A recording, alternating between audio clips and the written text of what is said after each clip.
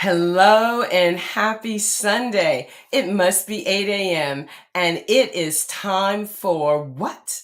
Weightless in mind, body, and spirit. So let's hear our countdown and our theme song and let's get ready to roll.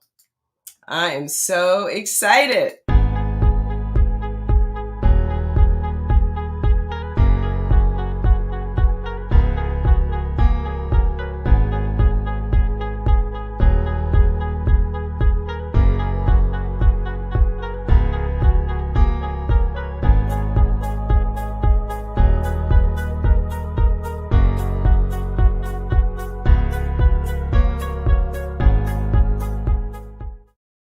Weightless, weightless. No matter what people say, you're full of greatness, greatness. Time you opened up your eyes, you were courageous, courageous. If only they could see you going through your paces.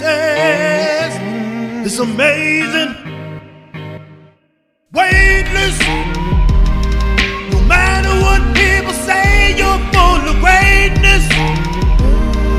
Time you open up your eyes, you walk away. Just if only they could see it going through your paces. It's amazing. Weightless. Matter what people say, you're full of greatness. Time you open up your eyes, you were courageous.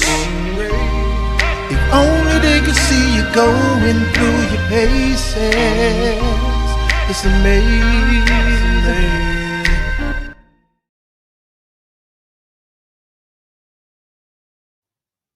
Well, welcome and good morning. Yours truly, Dr. Carol Penn, proud hostess of Weightless in Mind, Body, and Spirit, where we explore topics related to your health, and we also explore topics weighted to our emotions, our spirituality, because we are what?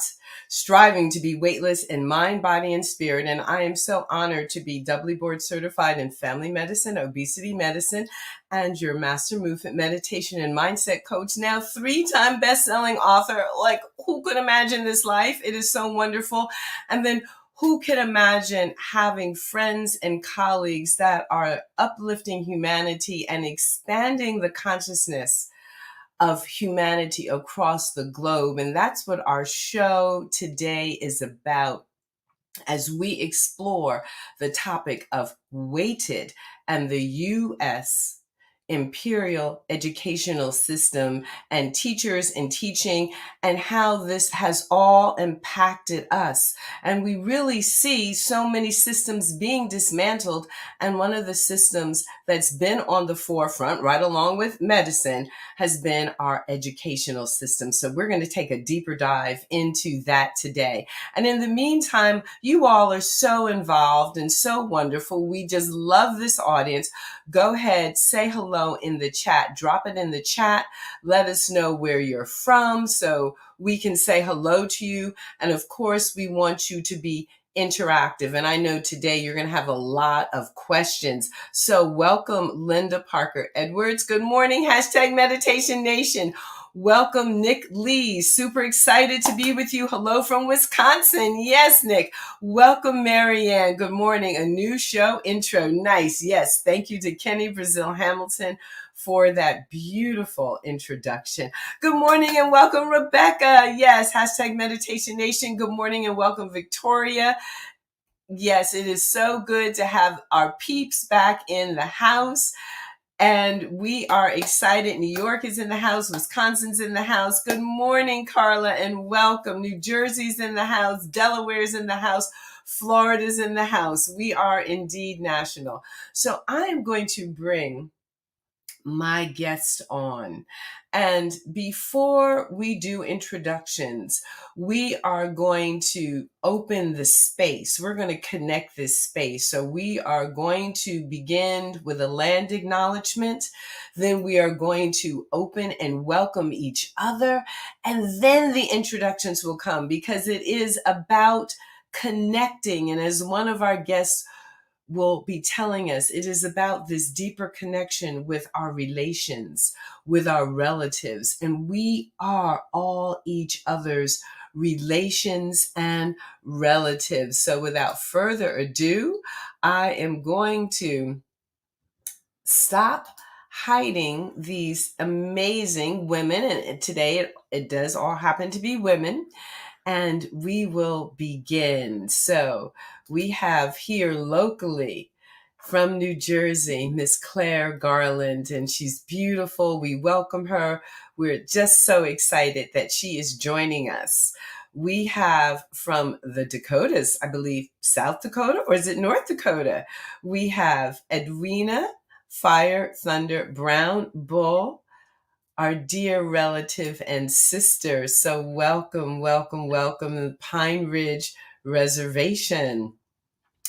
We have also right here in New Jersey, Atlantic Highlands. So we have several areas of New Jersey represented. We have Dr. Elizabeth Etrum, and we welcome her. She is the author of the book that sparked this whole thing. And we have my dear sister friend, colleague, my relation and our relation, Dr. Kathy Farah. So Wisconsin is in the house for sure. So again, this beautiful national panel. So Dr. Kathy, would you please begin us on our journey and bring in this community that has gathered to watch us with our land acknowledgement? Thank you, Dr. Carol. And I do acknowledge my relatives, some whom I just met this morning on the screen. And so I really just invite everyone. I'd like to actually bring us into the breath, if that's okay, Dr. Carol, Yes. because the breath really is universal, right? It has no language. I breathe the air you breathe and all around the world. So if you would just join with me and us and just settle into your breath for a moment this morning. Some of us who it's a little earlier, I'm not sure I'm going to close my eyes because I might not open them. But if you do feel like you want to close your eyes, that's fine. And just settling into our breath. For me, that gives me an opportunity to give thanks for the breath this morning.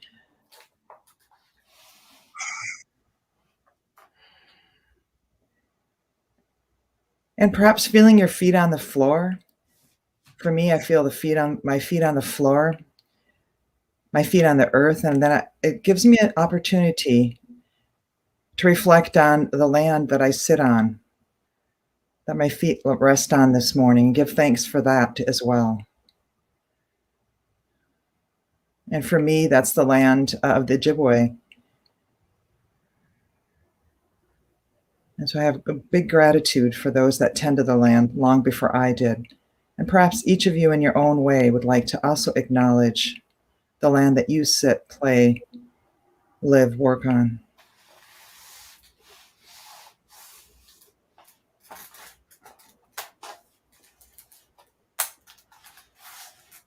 And as we acknowledge that, perhaps even you may wish to acknowledge those that were brought to this land, not by any choice of their own, and have made this land their home.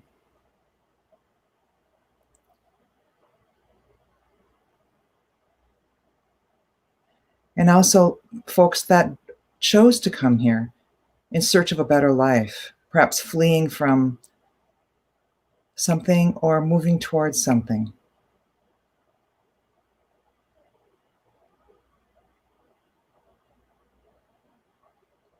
And together we share this breath.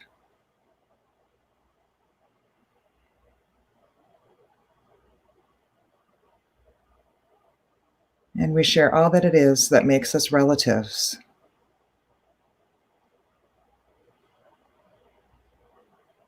Perhaps joining in the efforts to bring truth,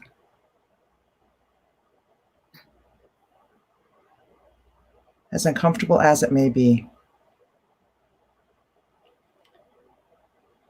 And then just a few more breaths, knowing that we can return to this breath anytime that discomfort may come over us, as we acknowledge truths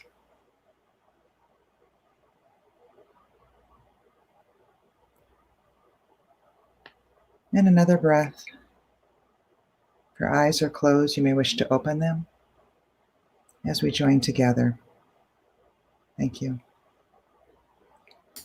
Oh, that was beautiful. And we're going to continue as we open the space to each other. So I just invite the panel and everyone who's watching, go ahead and cross your arms right over your chest.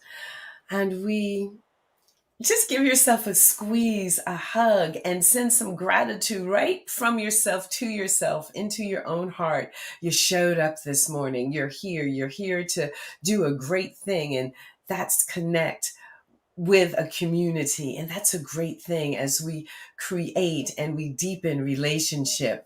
Open the arms just slightly, leaving the upper arms attached to the sides of the body, and just look around. So for us, we are looking into the Hollywood Square and we are creating and opening the circle between all of us and all the people that have joined to watch us this morning, and feel that in this time of social distancing, we don't have to be emotionally distant. Raise the arms a little bit higher. And there we think of and we acknowledge our teachers and our teachable moments, connecting right now. We are all each other's teachers. Raise the arms a little bit higher.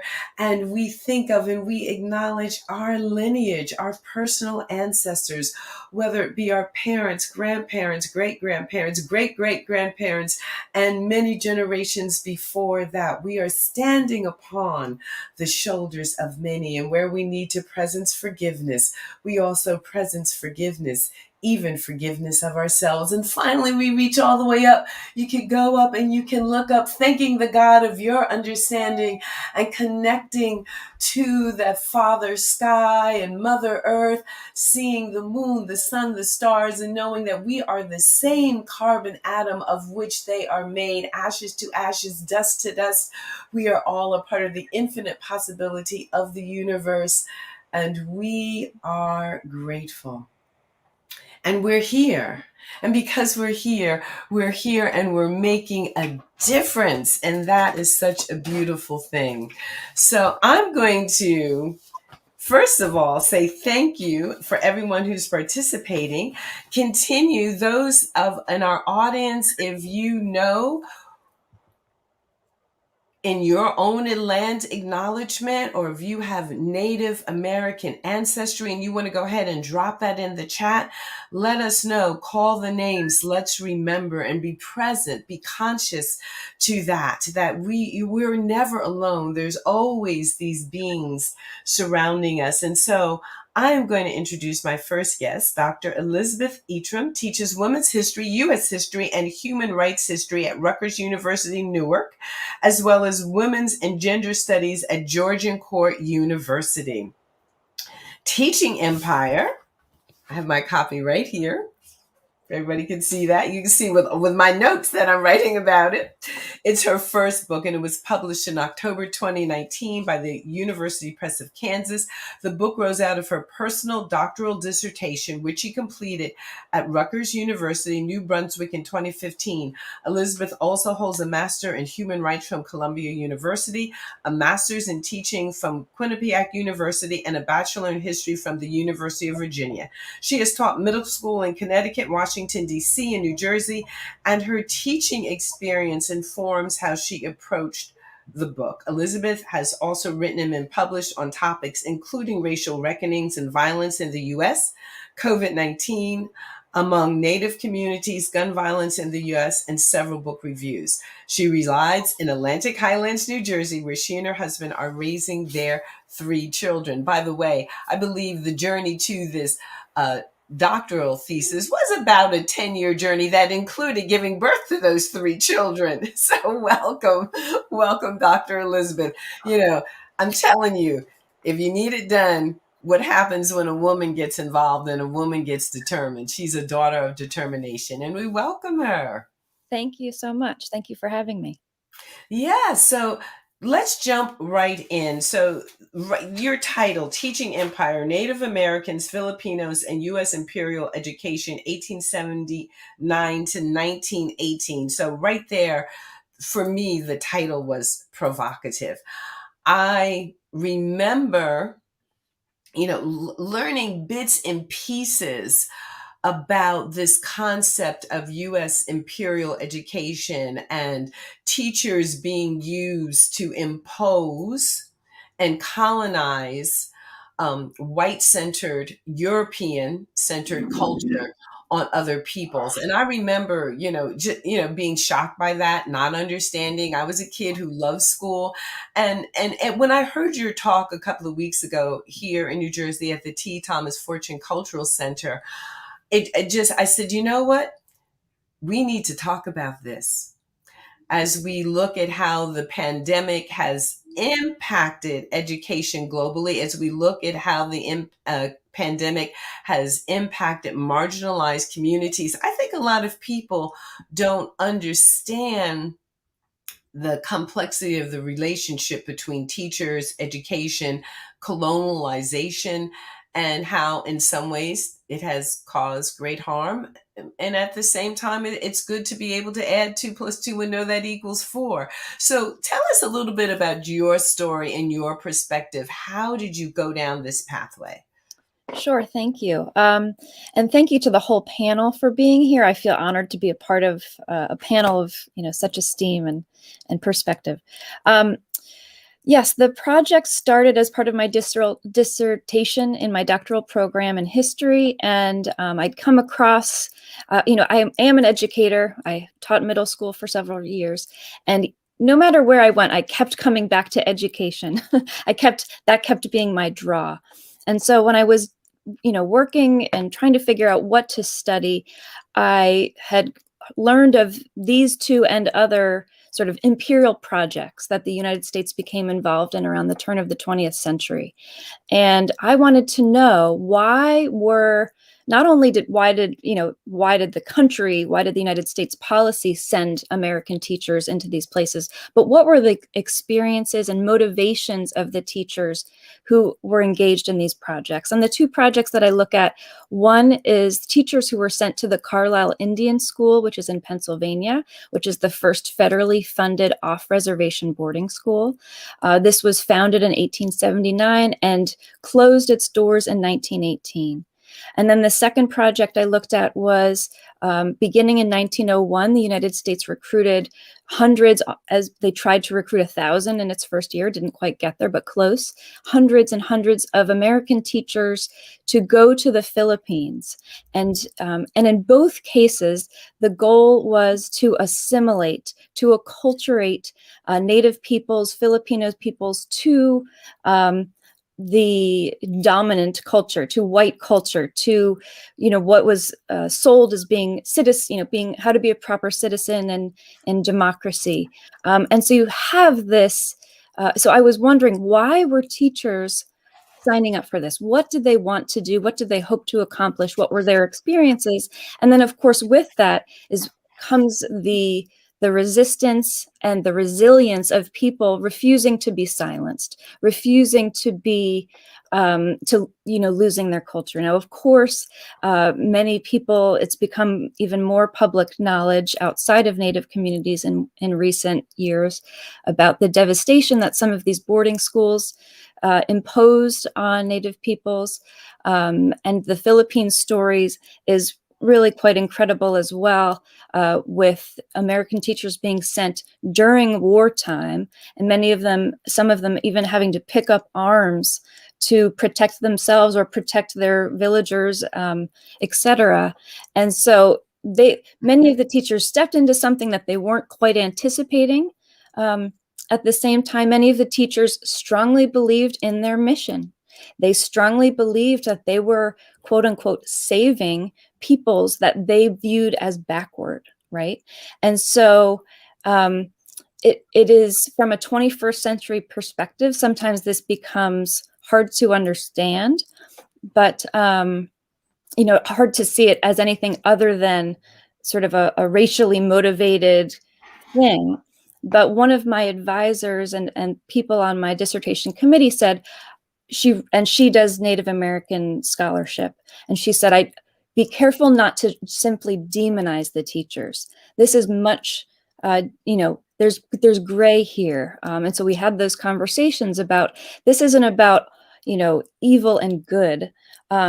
What was the human experience? What was the intent? And that's what I try to bring here. So while the book talks a lot about gender and race and empire, I try to talk about the everyday experiences of these teachers and then the people that they were impacting. Wow. Thank you so very, very much. And throughout today's broadcast, you're gonna see in the tickler scrolling across the bottom, we have opportunities to continue to learn. Of course, there's going to be an opportunity as well, information. How do you get this book? This book belongs in all of our homes as we use this time of great disruption, perhaps to dismantle that which needs to be dismantled, but then what do we put in its place? And we want to elevate, we want to go on to a better normal. So here, and of course, this is also where you can get Elizabeth's book. So this is Dr. Elizabeth's book, and this is very important. So next, I'm going to introduce our next guest, Miss Claire Garland. So my goodness, I know Claire from wonderful social opportunities and as a wonderful friend, and always the person that has some of the most interesting conversation at any gathering where we see her lovely countenance and feel her fantastic presence. However, she is quite weighted in academia. She has a Master of Education, graduate education from Rutgers University. She sits on the New Jersey Commission on American Indian Affairs as a resource person. She has also been awarded by the New Jersey Historical Commission for her work in history and in indigenous cultures. She is the New Jersey co-chair of Year of Indigenous People and Culture, and she has been presented with the Friend of Education Award, Monmouth County Education Association. So I'd like to welcome Claire to today's panel, and perhaps you could talk a little bit about your work. And I know when you were sharing with us about the history and how a lot of people don't understand that other part of George Washington, the first president of the United States, and how this fed into the creation of the US Imperial Education system. And it was actually part of a genocidal plot, if you will, to suppress, minimize, reduce the impact of indigenous peoples, not just here on the East Coast, but all across the United States, particularly the West. So welcome, Claire. Thank you.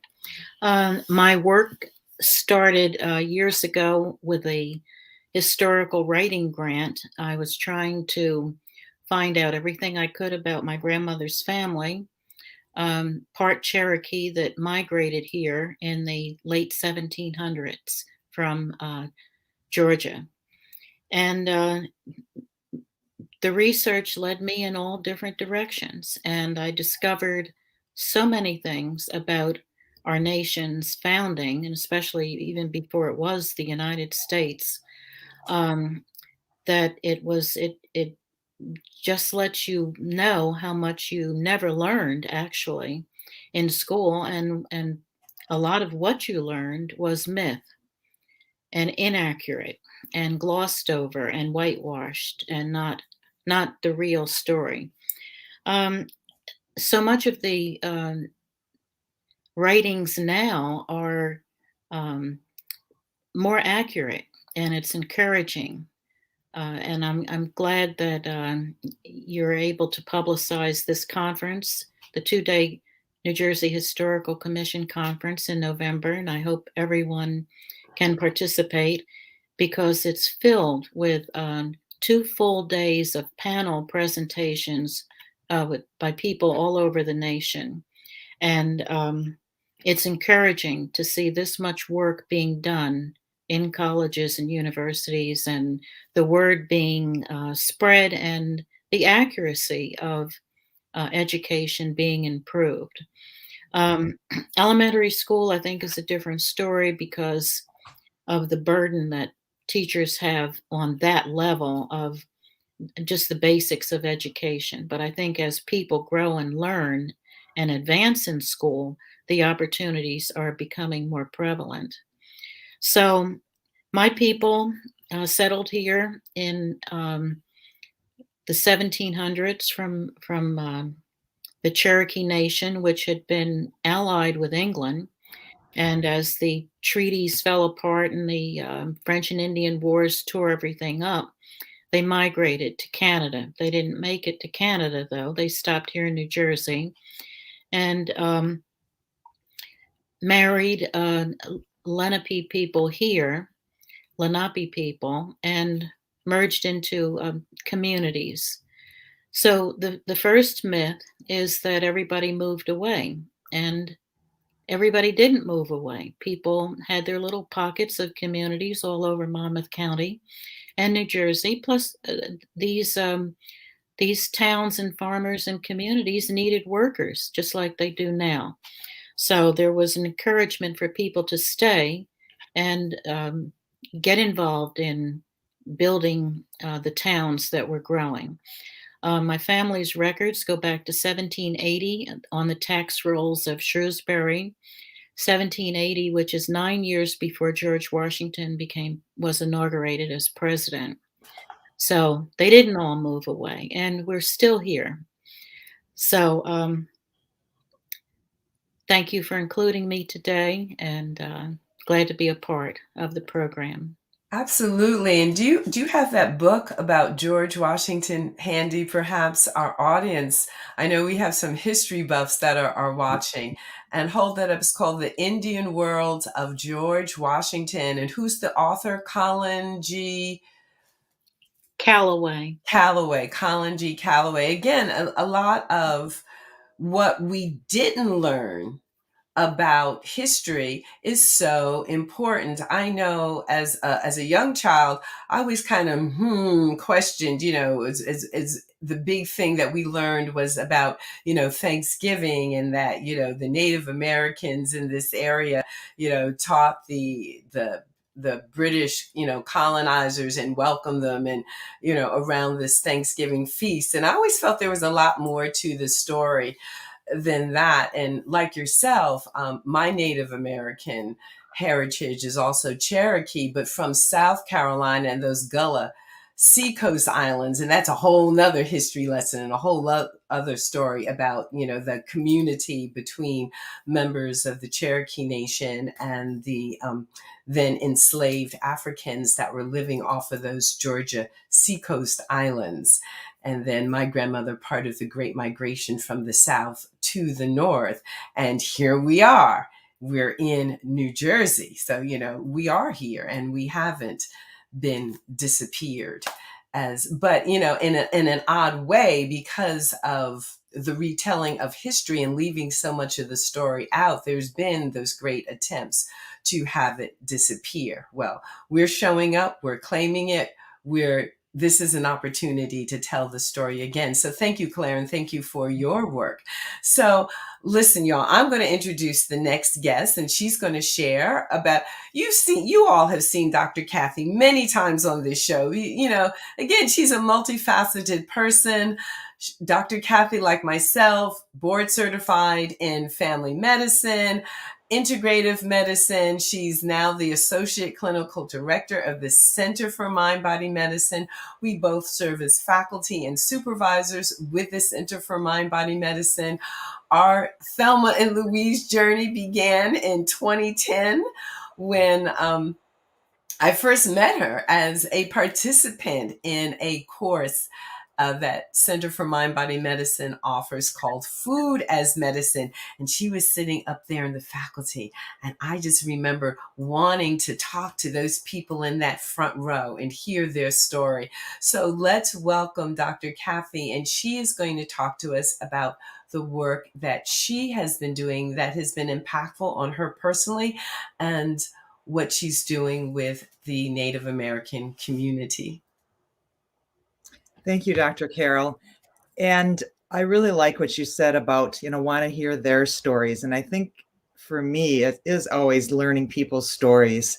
And as a white American, I have had to come to the understanding and realization always of that history that I did not learn, that I didn't have to learn because of the color of my skin. However, I've chosen to learn as bits and pieces that I hear, and certainly through the Center for Mind, Body, and Medicine, I've been able to go to a number of places, and I think one of the most impactful places, and the places that I hold really dear to my heart, is when we were invited to. And I met Edwina and many other folks on the Pine Ridge Indian Reservation, and it was something for me. I grew up in Minnesota. I grew up on Dakota land, and my family farmed it, and I didn't even realize. I really did not realize that history until many years as an adult, and it was very impactful to actually, to be able to get in my car and drive to land in which folks were, put on reservations, and to really hear those stories. And for me, just acknowledging that and feeling like it is my responsibility to bring that forward, to understand it as best I can for myself, and to bring that forward is really what I feel gives me purpose. Well, we are so glad that you are here. And one of the things, again, in doing this work, you and I have had a particular approach with our, and again, we're grateful to the Center for Mind Body Medicine for teaching us a system, a way that we can approach this work. And you and I have taken that deeper dive into the actually what's happening in the brain and in the nervous system. And we incorporate that particularly when topics like this, which are uncomfortable. It's very hard. It's hard to hear, okay, the father of our nation did some really inhumane things. It's hard for people to hear that and accept that. You're going on sacred ground. The shoulders start to go up under the ears. It's hard to hear that, wow, you mean these folk, they aren't disappeared. They have feelings, they have ideas, they have agency, and they want those stories shared. And so again, that tension. So talk a little bit about the epigenetics, and talk a little bit about the fact that when we look at what happens through the US Imperial Education system and how it's been passed down intergenerationally, and there's been the presence of trauma, and what we can do to maybe dispel that a little bit. I know that's a lot, but take any part of that you'd like to. Right. And I also can't wait to hear from Edwina as well. So I do believe that for me, always coming back, and that's when we did our intro, I talked about coming back to the breath. So when I do feel those shoulders coming up and such, for me, even as I'm sitting here, I'm feeling my belly breathing as as there may be some topics that are uncomfortable, or what do I say, and who am I to even say it? And it has been really helpful to learn, as many on the panel know, about what really happens in the brain, what happens really in our DNA. No matter what DNA it is that we carry, that there's imprints of trauma, historical trauma, what happens to many people. And some of it is physical trauma. And there's also the trauma of taking away language. There's the trauma of taking away foods, indigenous foods that one's body is used to eating, for example. In the case of our Native American relatives, taking away the buffalo and replacing it with what we know is, modern standard American diet, which is really horrible for us. And knowing that all of those types of choice, many of those things are not choices for people, and that it really impacts through epigenetics, through the protein layer that layers on top of our DNA that turns genes on and off for things like diabetes, but also for resilience. So I think it's both, and I think that's enough for me right now. Well, thank you so much for sharing that. And we welcome two first-time viewers. my dear friend, Lynn McLaughlin, and also Annie Adams Garland. So welcome. We're so glad that you're able to join us this morning. So I'm going to introduce our dear relative, Edwina. So yes, our dear relative Edwina is a colleague of both Dr. Kathy and I through the Center for Mind-Body Medicine. And we first met a few months ago as part of the work that we do nationally in one of our trainings. So our dear relative Edwina is Lakota. Her Lakota Indian name is Kia Win, Rattling Woman. That name was given to her to carry on her relative's honor, who was her great-great-grandmother, the original landowner allotment. In her experience, she is with Project Aware, or SAMHSA, coordinator of culturally informed, trauma-informed schools on the Pine Ridge Reservation, which is where she and Dr. Kathy met. And the name of the school is the Little Wounded School. She has been very much involved in school-based mental health, therapeutic mental health counseling, also at the Little Wound School. She has been involved in administration for Native Americans, youth suicide grant on the Pine Ridge Reservation. She's the coordinator for 7 tribal schools at the Little Wound School Center for Mind-Body Medicine. And her key responsibility, she says, and I quote, "My greatest contribution to my relatives of the Oglala Sioux tribe is to be a resource through self-care, resilience, and hope." So we welcome our relative Edwina, whose, I believe it was her grandfather that attended the Carlisle boarding school that Dr. Elizabeth writes about in her book, Teaching Empire. And Edwina has such a rich legacy and so many wonderful stories to share. And we're going to welcome her and sit back and learn about her, her grandfather, and what she learned about his experience at the Carlisle School. Welcome, Edwina. Good morning, Dr. Carol, Dr. Kathy, Dr. Elizabeth, and Claire, my beautiful relatives. It is just so humbling to be able to represent on this live my ancestors, more importantly, and my relatives today. And I struggle within myself to find the words for what I feel would capture the audience attention and how the overall impact of imperial education has played a major role in our lives. And so I'm a mother of one son. I have 7 sisters and 4 brothers. And so there's 13 of us in our family. And I come from a long line of ancestral ways. So one of the most important things that I have a responsibility is to carry those ancestral teachings on in the practicing of traditional ceremonies and to understand how important it is that my relatives had all the whatever they had to do to take those practices underground so that they can still be here today for our children.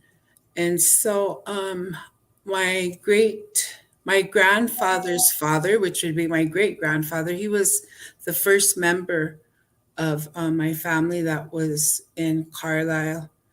And then his children, which was my grandfather and my grandma Fire Thunders. They were sisters, and they were all a part of Carlisle. And it's just really interesting that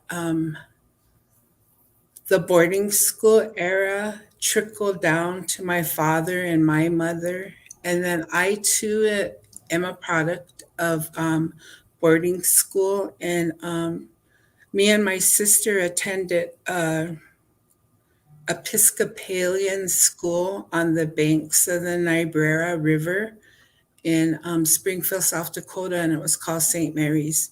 And it was very much Christian oriented and very disciplinarian.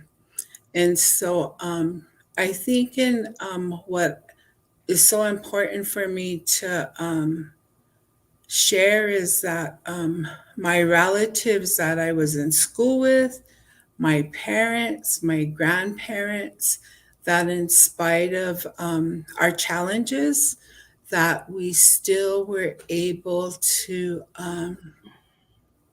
maintain our traditional ceremonies and practice them, and to be relatives to each other, because we were all struggling in that sense of being in school. And I think it's important to know that both of my parents are fluent Lakota speakers, but because of their teachings in the boarding schools and them wanting to protect us, that part wasn't formalized in our upbringing. So we've kind of learned like choppy the language, and so we're practicing and getting better. But so I just know that what made it possible for us today were those same practices that our grandparents had to endure while they were being assimilated, that they knew that there were still the traditions that they had to carry on, in spite of the fact that they may have endured their mind, body, and spirit struggling to understand what was happening to them. And so with that, I just want to thank everybody, and I'm really humbled to be here. And as I'm ending my introduction, it's really important for me to acknowledge some really strong Indigenous matriarchs. And one of them is Dr. Maria Braveheart Jordan. She's a founder of historical trauma. And also Dr. Ruby Gibson from the Freedom Lodge, who is the trainer for the historical trauma master's specialist class. And then last and not least, Faith Spotted Eagle, who's a matriarch and a traditionalist in carrying on and practicing our Indigenous ceremonies. And she is a traditionalist in the fact that she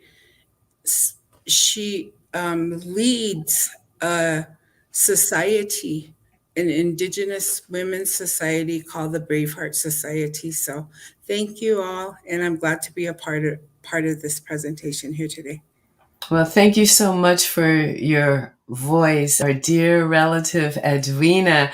So I'm just going to put a question to the panel. I already feel like just in hearing the introductions and the sharing of the bios, I've learned so much. This is the forming of a new community. There's something new being born in the world right now as we are connecting. And it is, oh my goodness. So one of the audience members is saying, thank you for your testimony, dear sister friend Linda Parker Edwards. And welcome Martha to the show this morning as well. When we know that this has had a downstream impact, so while the Carlisle School might have closed its doors in 1918, there's still a system of education that's alive today, that's on the reservations, and we know these schools are underfunded, that they don't have they're not equal to other public schools and institutions across the United States. And so it's still being perpetuated.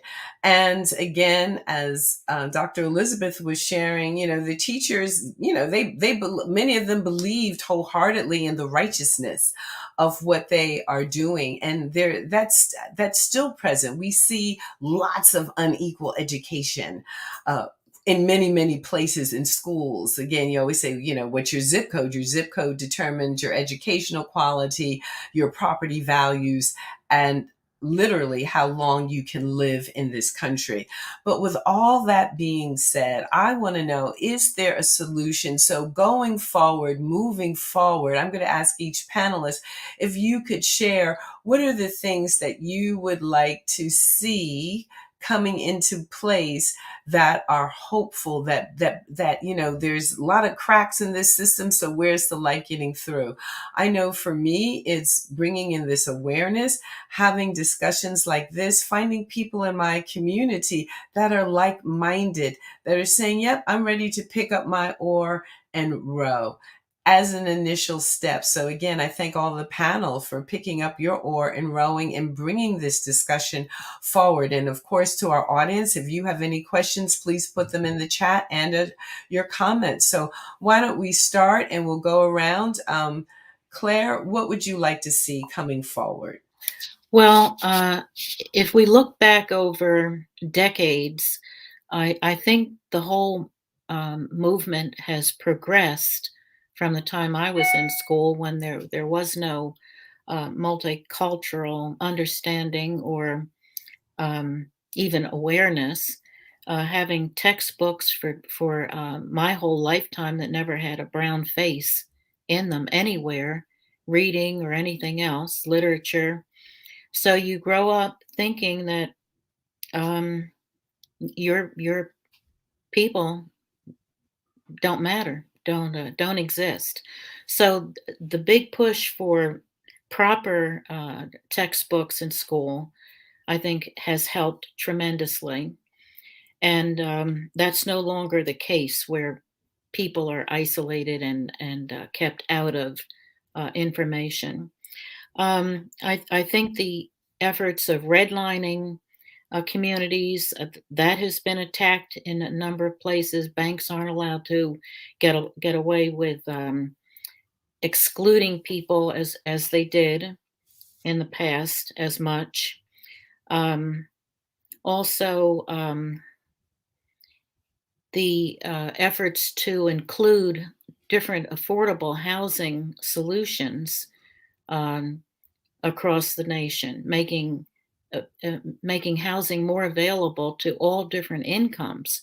So that helps people be able to move to more affordable places and go to school systems that might be more equipped. The government has just put in billions of dollars to Native nations in the West to help improve their living standards and education and water supplies and all of that. And things like this, it takes decades to see the difference, but I think steps are being made. And of course, the Secretary of the Interior now is a Native person with the interest of her people. What's her name? Hagelin. Mm-hmm. And so it's small steps, but it is steps. It's a little bit of progress over a long period of time makes a big difference. Oh, thank you for your reflections. We actually have two questions, so I'm going to hold the thought. Hopefully we'll be able to get everybody to answer that question, but from Victoria. So I have a flood of emotions hearing Edwina speak. Please help me understand this clearly. The land was forcibly taken and the boarding schools were created to whitewash the indigenous people. And again, anyone can answer that.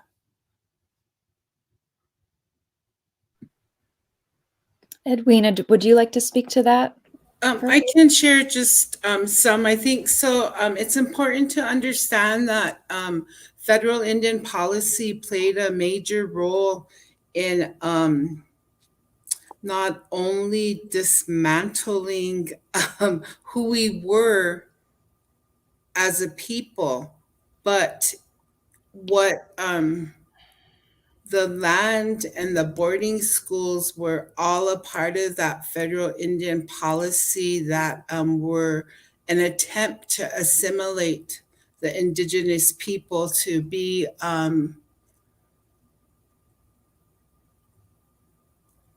I just like an emotion just struck me. It was an attempt to um,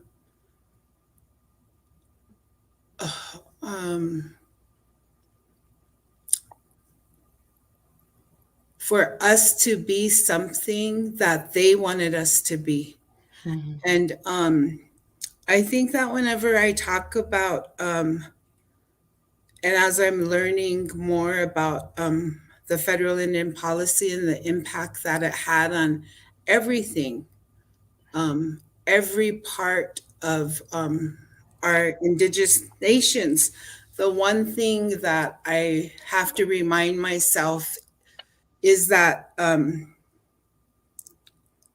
they can only do to us what was already done to them.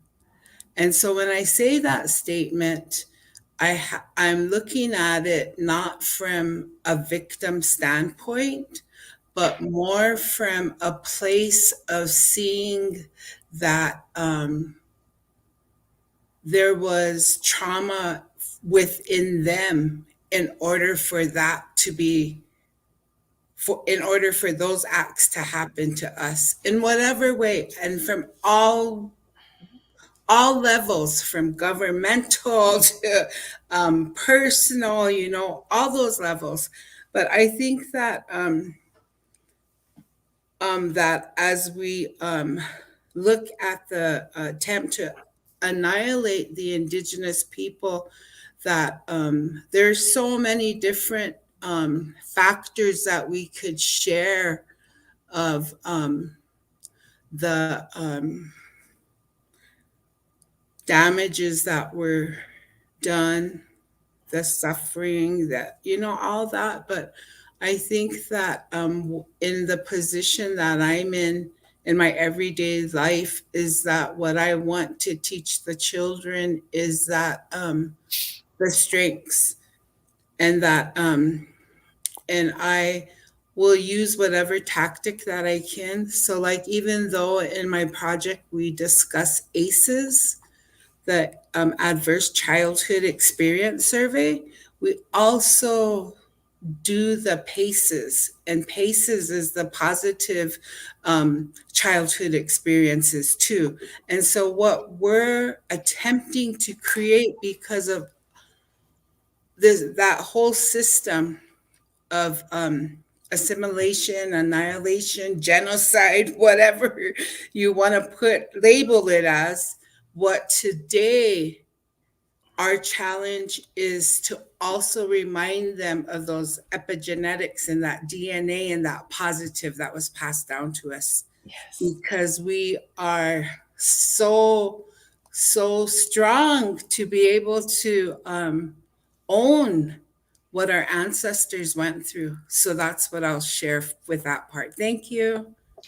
The beautiful, well said, well said. I always like to remind people who are in marginalized communities, great strength was passed down. That's why you're standing here, because you are a survivor, and you are passing those stories also forward to future generations. The ability to survive and to make a way out of no way. Claire, it looked like you were leaning forward. Are you ready to speak? Yeah, I just wanted to add that Native Americans were granted citizenship in 1924. So it really hasn't even been 100 years that they've considered them citizens of this nation. And also the census history of counting people and allowing people to self-identify. It's just been the last couple of censuses that people have been able to identify themselves as Native American. And there was a big problem in not the census, but the last one, with the Hispanic people, because some of them don't identify themselves as white Americans or Black Americans, and yet the Census Bureau was forcing them into categories that they didn't feel a part of either. So they finally realized that they had missed 10 million people or so, and realized they had to get more categories on the census forms to, if they're going to try to put people in boxes, well, you got to have more boxes.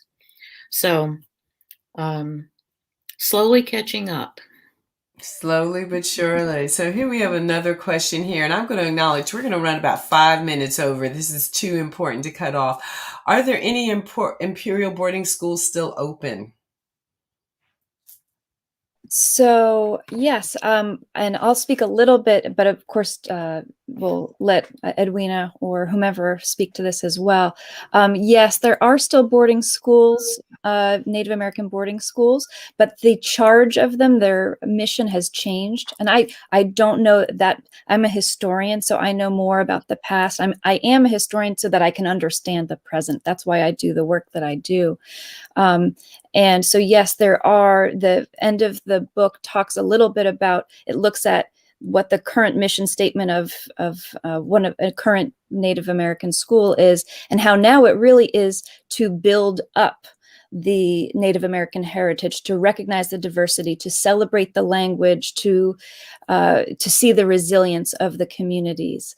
And so the mission is on its head. Now, whether that works in practice, I'm not sure. But even within the last decade, when I looked at some of the applications that people had to apply, that the children, the families, even the applications have changed, going increasingly towards acknowledging people's heritage and celebrating heritage.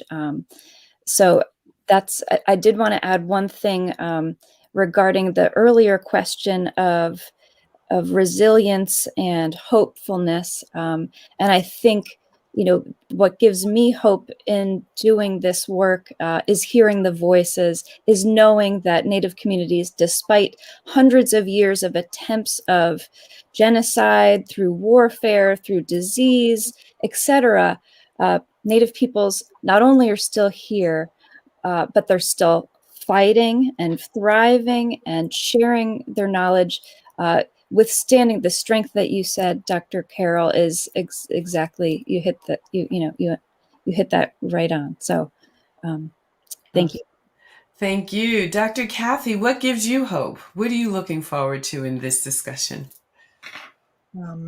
Well, is it okay if I speak to the boarding schools first? Absolutely, please. That's part of what does give me hope. And Edwina can say this as well, but there are definitely boarding schools and the Pine Ridge Indian Reservation. In fact, one of our co-faculty at the Center for Mind Body Medicine, Allie Badhart Bull, has worked in the Pine Ridge boarding school. The Pine Ridge Indian Reservation in particular is very big. And so for children, we have to travel on the bus so long and so far. And so certainly the staff there in particular, it really feels like a loving place, like a place where children are nurtured. So I really wanted to speak to that. And actually, that does give me hope.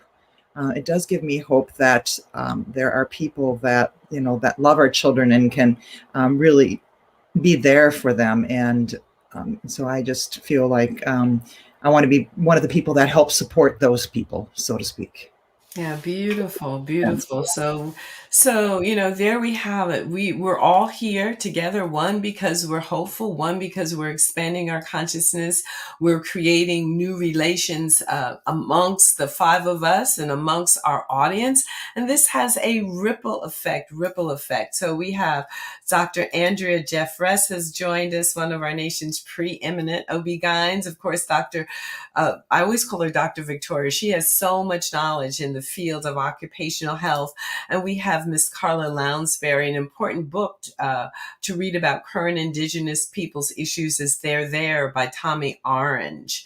So again, teachable moments, information sharing. So I'm going to continue to share information. Also, I'd like to invite any of you. It's open on Thursday. I'm doing a day-long oasis.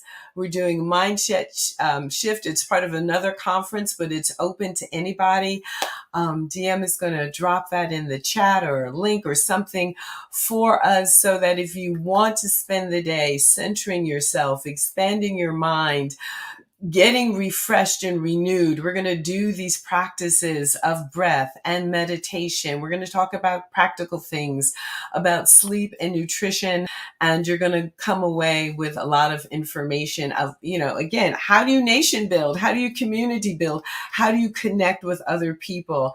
And certainly all of my relations in this panel and in the listening audience are invited. So I'll be very grateful for DM to share that information about the October 7th. All right. And so from Victoria, sadly, the educational system has created a lot of deep-seated misinformation. But what gives me hope is the collective fight to bring change, regardless of all the dying noise being made. Change is coming no matter what. Yes, change is coming no matter what. In many ways, change is here because we're saying, no, we're not going back to whatever the old way was. We're moving forward. So here, if you want to take a screenshot for this, you can join me on Thursday. It's all day, 9 to 6, chock full of information, and it's the experiential that actually begins to shape our biology and rewire our neurocircuitry. So it's going to be chock full of opportunities like that. So listen, it is time to sign off. We did it. I'm going to ask this beautiful panel to meet me backstage in the green room as we get ready to sign off. And don't forget, mark your calendars, tune in next Sunday where Dr. Erica Goodwin, we are going to take a deeper dive, just, really building on this theme of a new mental health system that we need to build, because of course we saw the wheels come off of our mental health system, which had a lot of holes in it. So Dr. Eric and I, we're going to create a new mental health system that, again, for improvement to move forward. And that'll be next Sunday, same time. And Linda is saying a very hearty thank you, panel, very informative, and blessings. So I'm going to invite Kenny Brazil Hamilton to play us off, and we will see everybody next Sunday. Again, thank you so much to this incredible panel. You all were amazing. Thank you for opening my eyes and my heart. All right. Weightless, no matter what people say, you're full of greatness. Time you opened up your eyes, you were courageous. If only they could see you going through your paces. It's amazing